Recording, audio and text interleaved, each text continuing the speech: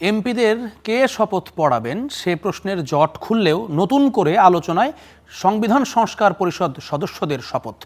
মন্ত্রী পরিষদ সচিব বলছেন, একই দিনে নির্বাচিত প্রতিনিধিদের দুই শপথই পড়াবেন প্রধান নির্বাচন কমিশনার। তবে বিএনপির স্থায়ী কমিটির সদস্য সালাউদ্দিন আহমেদ বলছেন, এই এখতিয়ার সিইসির নেই।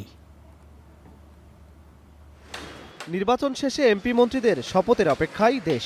সংসদ ভবনের দক্ষিণ প্লাজায় চলছে সেই তোড়জোড়। এ অবস্থায় মন্ত্রী পরিষদ সচিব জানাচ্ছেন, নির্বাচিতদের আলাদাভাবে নিতে হবে সংসদ সদস্য এবং সংবিধান সংস্কার পরিষদের শপথ।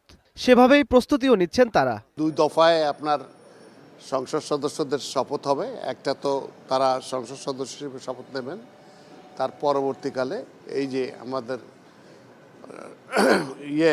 সংস্কার সেটার জন্য শপথ নেবেন এবং বিকেলে যে মন্ত্রিসভার শপথ হবে।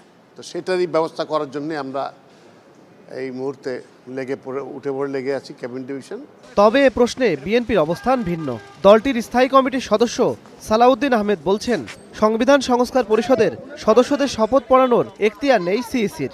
জাতীয় সংসদের নির্বাচিত সদস্যদের শপথ গ্রহণ অনুষ্ঠিত হবে, এটা প্রধান নির্বাচন কমিশনের সাংবিধানিক এখতিয়ার আছে। এর বাইরে কি বললেন, সংবিধান সংস্কার পরিষদ, এটা যদি কনস্টিটিউশনে ধারণ করা হয়, সেই মর্মে অ্যামেন্ডমেন্ট হয় এবং সেই শপথ পরিচালনার জন্য সংবিধানের তৃতীয় তফসিলে ফরম হয়, কে শপথ পাঠ করাবেন সেটা নির্ধারিত হয়। এতগুলো হয়ের পরে তারপরে হলে হতে পারে।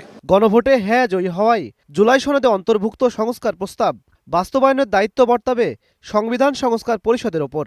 সে কারণে এমপি হিসেবে শপথের পাশাপাশি সংবিধান সংস্কার পরিষদের সদস্য হিসেবেও শপথ নেয়ার কথা। তবে শেষ পর্যন্ত দুটি শপথ একসঙ্গে হয় কিনা সেটিই জানার অপেক্ষা। ইমন মাহমুদ, স্টার নিউজ, ঢাকা।